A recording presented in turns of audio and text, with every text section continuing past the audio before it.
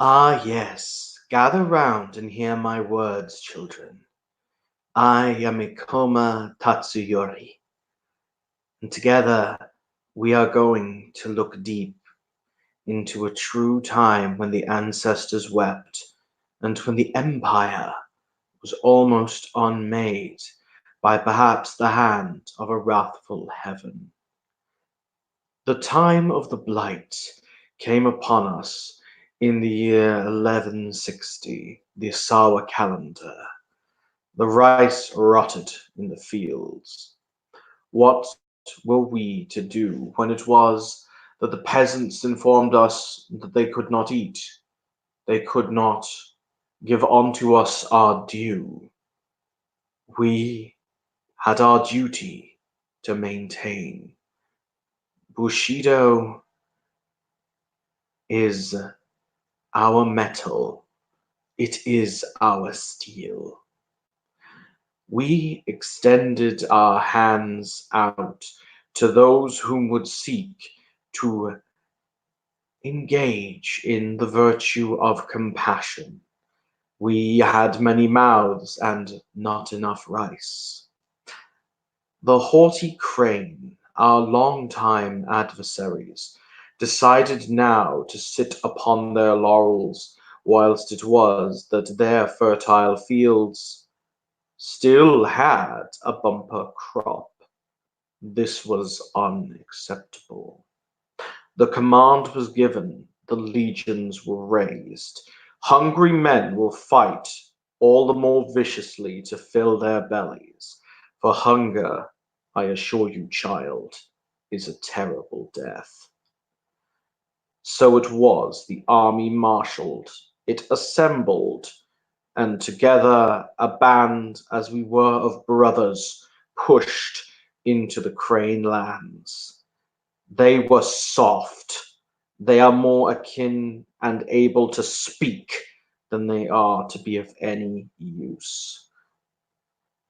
Ironic, in this our time of need, it was our long-time rivals in the Scorpion clan who extended their hand in friendship to us, and we were not likely to turn down a worthy ally in this great conflict.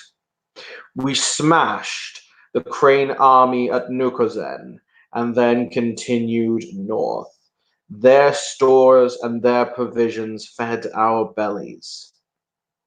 We were warriors. We took what we required. There were several attempts to mediate a peace. However, when it became abundantly clear the next year that the harvest had once again failed, we prayed to the ancestors for guidance, and we were told to maintain our strength, to not give a backward step, and to take again what we required. And so once again the army marshaled and the army marched. It was simple. We had mouths, they had rice. The second, or the continuation, perhaps better to say, of the conflict once again ended in our favor. And then it came time just before winter, on the winter's onset, that our army stood before the gates of Kyuden Doji itself.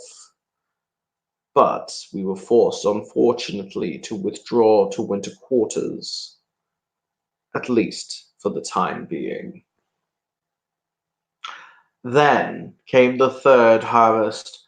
Rumor spoke that in the capital, the emperor, long may he reign, had been approached via an interesting source, a tortoise, no less, that she had some miracle cure-all for the plague. If this was indeed the case, this blight had ravaged us now for so long that we were more than willing to listen. We were more than willing to accept.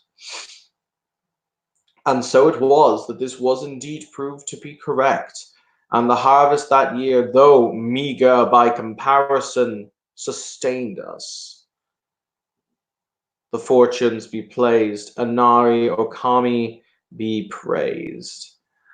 We had left the Crane lands broken and bloody, over 2 years of constant fighting. It was glorious. But all things must change. Now the harvest is once again taken in this, the 4th year since the blight began, and things have begun to return to normal. We are led to understand that the Emperor, long may he reign, in his divine wisdom has opted to open a port in the Mantis lands, the City of Lightning, Asana Woe's children, to trade with the outside world. These Gaijin know nothing of honor. They know nothing of the correct auspices in which to live life. We will need to educate the outsider that they are outsiders. This is the empire of Rokugan. This is the home and the sanctum of honor. This is the birthplace of Bushido, where our traditions are maintained. These are lessons that will not be forgotten.